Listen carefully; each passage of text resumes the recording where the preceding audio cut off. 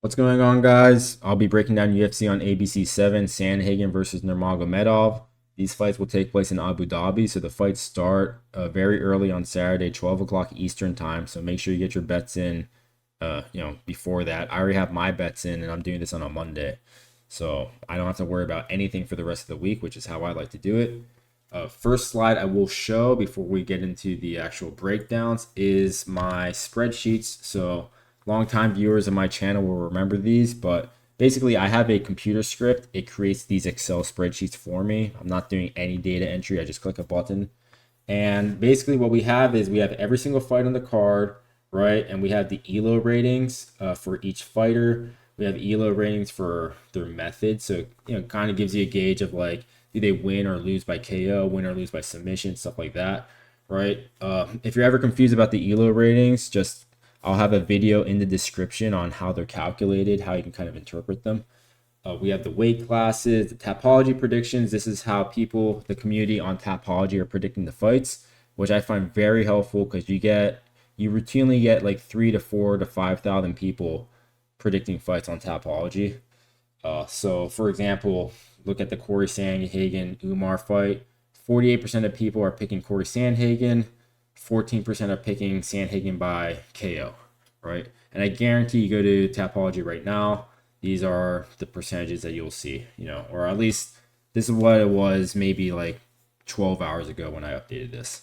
And then we have the betting odds here, money line, the different props, the over unders. Some of these are blank because again, doing this on a Monday, so not all the odds for all the fights are out yet. So a few of them are blank.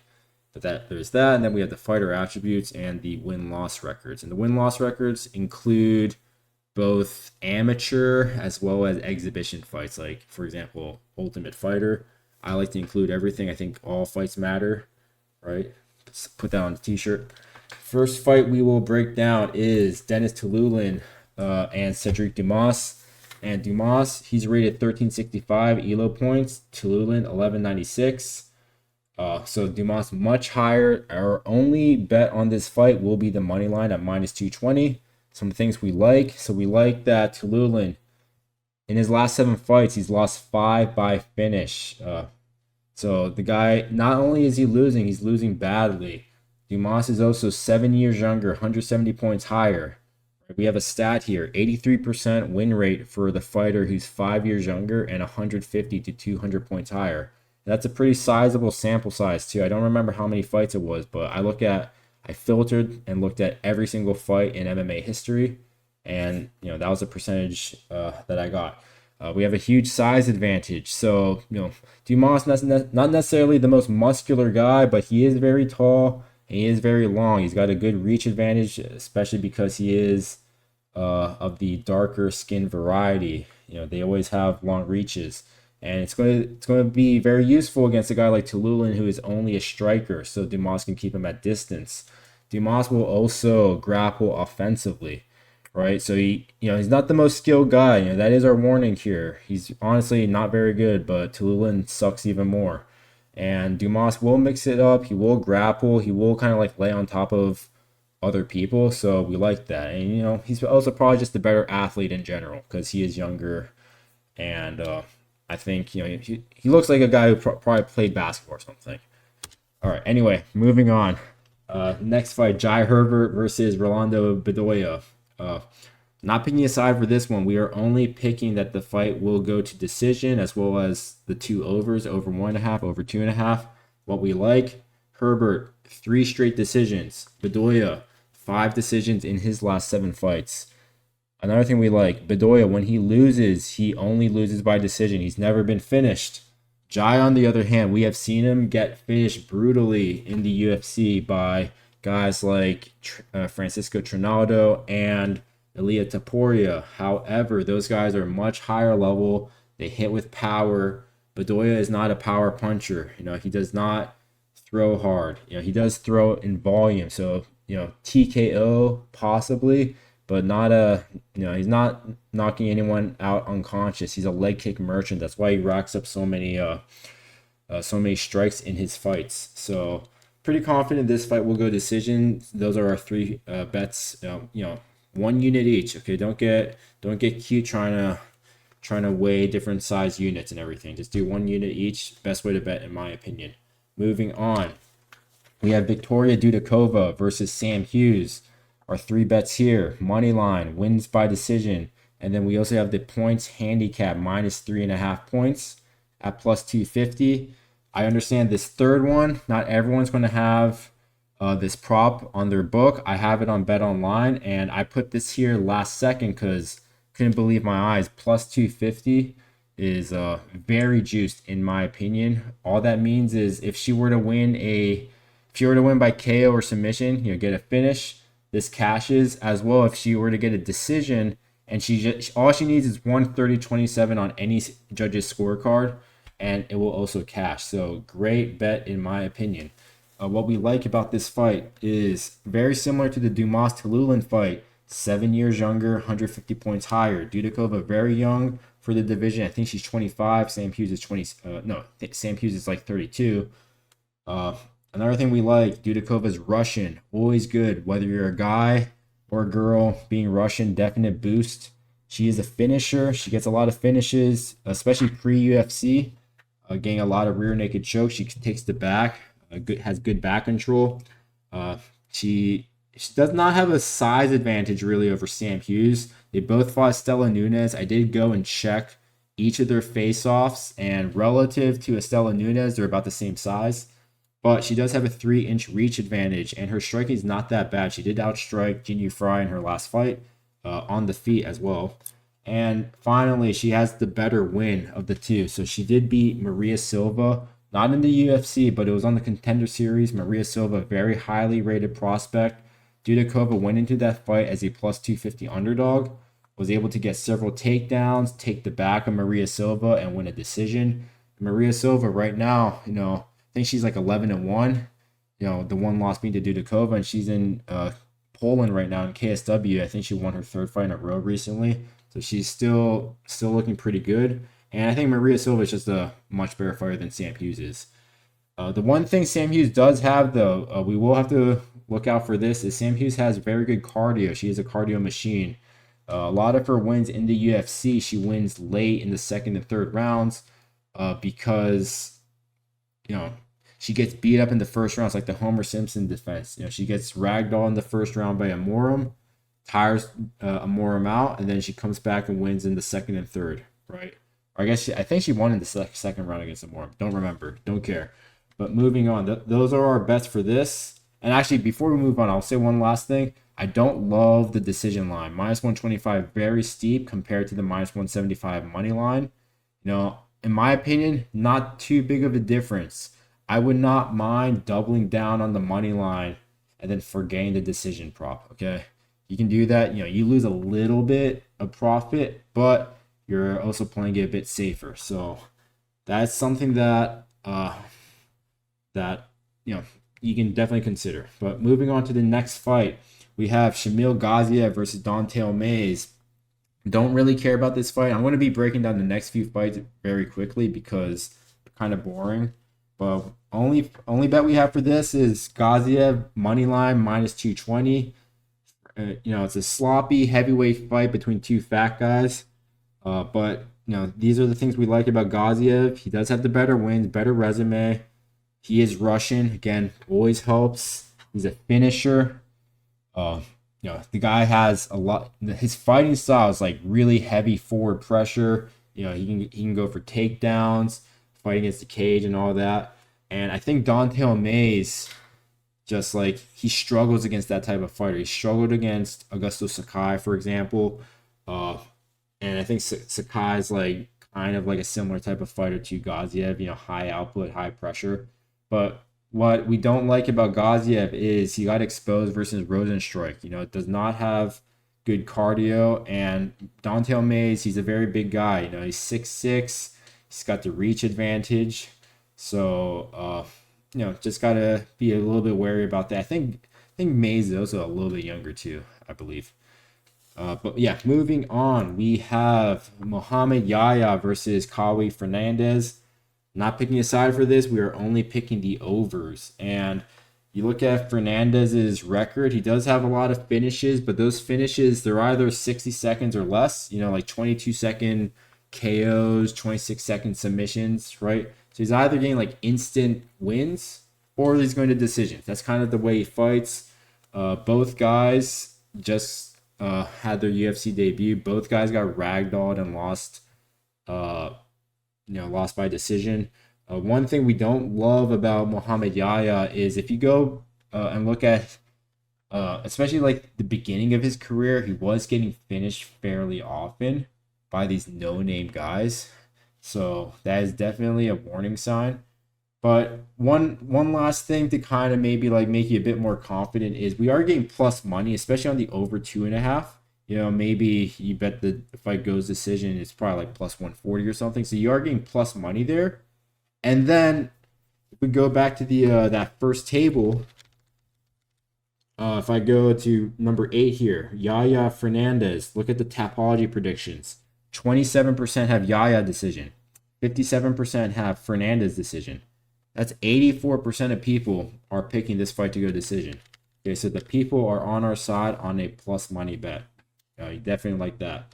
Moving on, we have Alonzo Menifield versus Azamat Murzakanov. We are going Alonzo as the big underdog, plus 185. We are also going over 1.5 at minus 180. Okay. This might surprise some people because Murzakanov, name ends in a V. The OV names, definite advantage being a Russian. He's also undefeated, right? He's not the only, a lot of undefeated Russians on this card. But here's some things we like about Menifield, okay? The guy's big, okay? He's, look at the thumbnail. He's not the tallest guy, but he's actually taller than Murzakanov is. Murzakanov is actually very small for the division. He's kind of like a fat middleweight. And I'm not saying that to be like, disrespectful or anything, because I actually think Murzakinov's fighting style is pretty cool. He's very balanced. He's kind of like light heavyweight Cyril Gane, in my opinion. But Alonzo will have a very big size and strength advantage. Azamat, his ground game hasn't really been tested. Okay, can Alonzo take him down? I think if Alonzo takes him down, and the guy's so big and strong, I think he can just stay on top and kind of punish Murzakanov. Maybe even get a submission or KO or something. Never know. Another thing is Azamat. He fought another big, muscular, strong black guy in Tafon Chukwi in his UFC debut. I think this was like 2 years ago. And Tafon Chukwi cut from the UFC. The guy just simply was not very good. But what happened in that fight, Tafon Chukwi, he was piecing Azamat up. He was piecing him up in the first round, piecing him up in the second round. I believe he was up 2-0. And then Azamat hit like a Hail Mary flying knee early in the third round to win it. Okay, but we have seen Azamat kind of get exposed. He also slowed down very heavily in that third round against Dustin Jacoby, his last fight. Some things we don't like about Alonzo, though, is, he's kind of a retard. Especially look at his last fight against Carlos Ober, just blitzed in there and got instantly KO'd. Don't like that. He has shown a weakness to the body, and Azamat definitely will target the body. And, pure striking wise, Azamat should be the better striker. Just like based on technique. But again, we are going on a plus 185 underdog, and I think there's a lot of things to like about it. Moving on, we will go with we have Elves Brener versus Joel Alvarez. Elves Brener, a slight underdog at plus 135. He's also, a considerably lower rated than Joel Alvarez. But he is 5 years younger, and he's won twice as a plus 400 underdog in the UFC against Zubaira and Guram. So, he's coming in again as an underdog. I think he'll be able to take it. And look at Alvarez's record. The guy's basically all submission wins, mostly in the first round, right? So he doesn't have a lot of experience past that first round, whereas Elves, he's gone 5 rounds. He's gone 3 hard rounds against good fighters. So I think Elves just has better fighting experience, in my opinion. But again, one thing we definitely have to look out for is there's a big size disadvantage here. Alvarez, I believe it's him and Jalen Turner are the biggest lightweights in the division. He's like 6'3", 77-inch reach, so how will Brener be able to deal with that? But again, we only have one unit on this bet. One unit on this fight, just the money line. We're not getting crazy betting all these props. But we will get crazy with this next fight. The next fight is, and it's going to be very controversial. Okay, I'm ready for it. We have Mackenzie Dern versus Lupita Godinez, and we are betting Mackenzie Dern money line. We are betting the under 2.5. We are betting the fight doesn't go decision, plus 160. Right? And then here's the controversial part.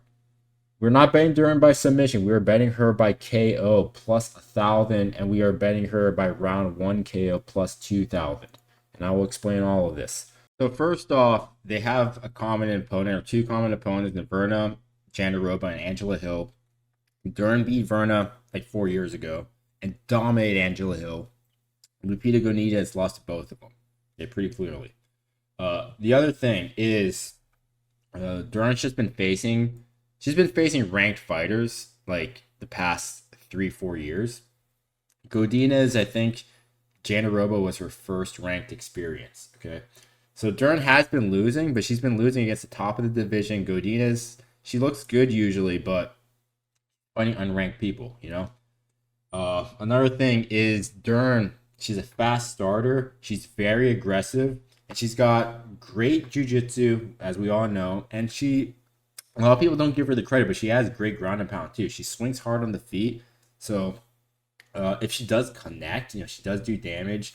And we've seen Lupita, she does not like getting hit. I think that was a big issue when she fought Angela Hill. Angela Hill like stung her with a few shots, stung her with a few knees. And then Lupita just like never shot in for takedowns again. Now Lupita's not going to shoot for takedowns against Dern because that'd be retarded. It could happen. A lot of these fighters are not very smart. But Dern's game plan here, she can't be trying to wrestle with Lupita because she just has terrible wrestling. Godinez has great wrestling. She's going to have to fight similar to the way Verna did, which is just walk forward, have a lot of heavy pressure, and force clinch positions, right? You got to get Godinez trapped against the cage and then just start going for clinches. And then, then you might be able to like slowly get a takedown, but she can't go for takedowns in open space. It's never going to work. Okay. And I think, as far as like the actual method, the win by KO plus 1,000, round 1 KO plus 2,000. I mean, these are like, they're long shots. 100% they're long shots. They're probably not going to hit, but they could hit. I can see them hitting. And also the fight doesn't go to decision. I put this in there because Dern inside the distance, it was plus 175, plus 160 for also hedging with Lupita winning in the distance. I think it makes sense. So plus, I'd rather just do this as opposed to Dern in the distance, right? So these are my bets for the Dern fight. And again, I think Dern will win. And, she could lose too.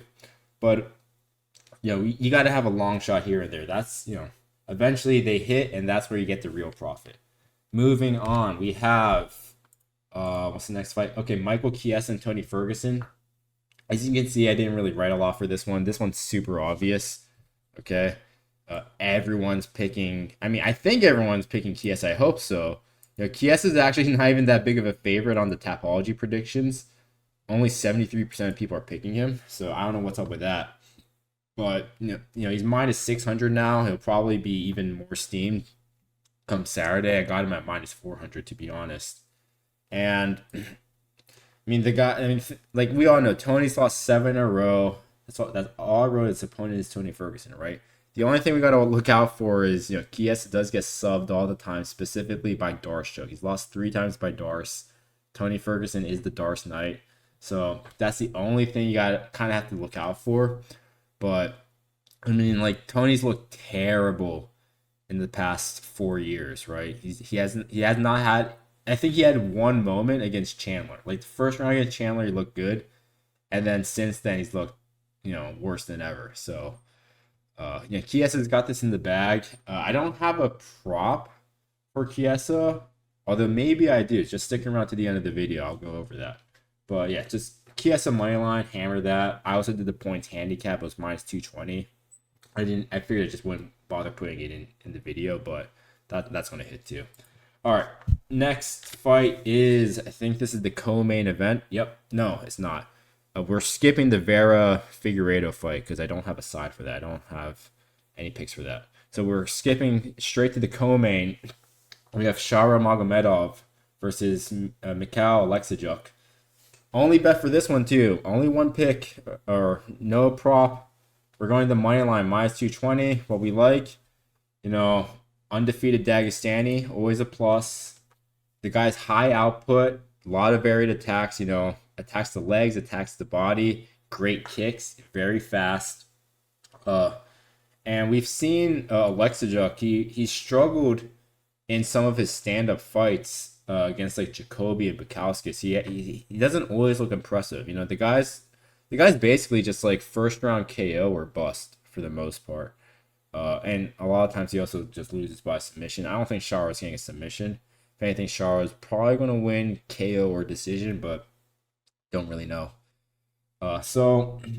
Shara's one weak point is, we all know this. He's got weak grappling. Everyone's going to try to grapple him, but I think that's why they made this matchup, because Alexijuk doesn't really shoot for takedowns. The guy's a striker, and I think Shara's the better striker. He's the bigger guy, so we'll just go Shara Magomedov here. No need to get too complicated. Then finally, we have the main event, and we have Corey Sandhagen versus Umar Nurmagomedov. And again, only two bets for this one. It's the over 1.5 and the over 2.5. I don't have great reads for this fight either, so I'm not picking a side. Although maybe I am. Stick around.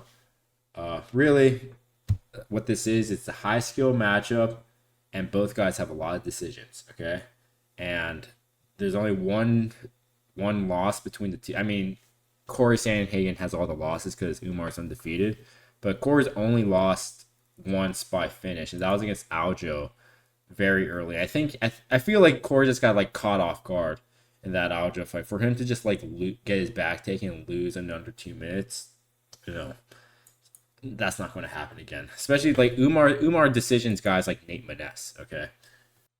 Anyway, we have one last slide that we'll go over, and that is some other bets that I don't mind. I probably won't place any of these, but I don't mind the bets. Okay.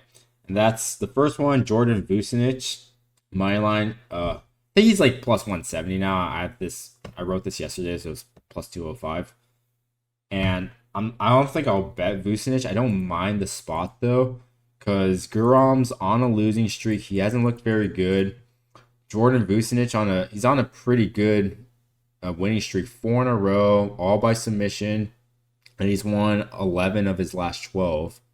But I will say, like, he's also he's won a lot of fights by split decision. He's got 3 straight split decisions there. All 3 of them, they could have gone the other way. If you checked MMA decisions, I didn't watch those fights, but if you check MMA decisions, all 3 of those fights could have gone the other way. And then his one loss by decision, he lost 50-45. So don't love it, right? And his current 4-fight submission winning streak in Cage Warriors, he was a huge favorite in every single fight. His last fight, he was minus 2,200. Before that, minus 500, minus 1,500, minus 500. So he's getting fed like cans, and I think it was an effort to get him into the UFC, honestly. So he'll probably lose, I guess. Maybe this spot actually sucks. Okay, that's why I didn't include it in the other slides. The other bet I like is Corey Sandhagen money line, because I think Umar's just unproven and Corey Sandhagen's really good. Okay, you're not getting Corey Sandhagen plus 200 very often. The only time he was ever plus 200 was against Peter Yan. Okay, and is Umar as good as Peter Yan? We don't know yet. Okay, so I definitely like Corey Sandhagen money line. I might even sprinkle that like $5 or something, maybe. And then the last spot is Michael Chiesa by knockout. It's plus 900. Okay, the guy hasn't had a knockout since he KO'd James Vick on Tough. That was 2012. But I can totally see Chiesa gets takedowns, just like on top of, sprawled out on top of Ferguson, just rain down punches. I think Tony, like, he's got pretty good submission defense. I know he lost a sub against Nate Diaz and Bobby Green, but that was like very late into the fight, right? And Paddy Pimblett was like on top of Ferguson the entire time, and he had his back and everything. He had mount, never even got really close to a submission. So I think Chiesa, if he's on top of Tony for a considerable amount of time, he might figure like, let me just rain down some punches and get this over with. So that's, I think plus 900 is a great spot. So anyway, those are my these were all my predictions for this card. I've already placed the money, so I can't go back and like change my mind or anything like that. Money's already been placed, and I'll see you guys, I guess, Sunday for the recap video. Hopefully everything goes well like it did last week. Anyway, thanks for sticking around, and see you guys later. Bye.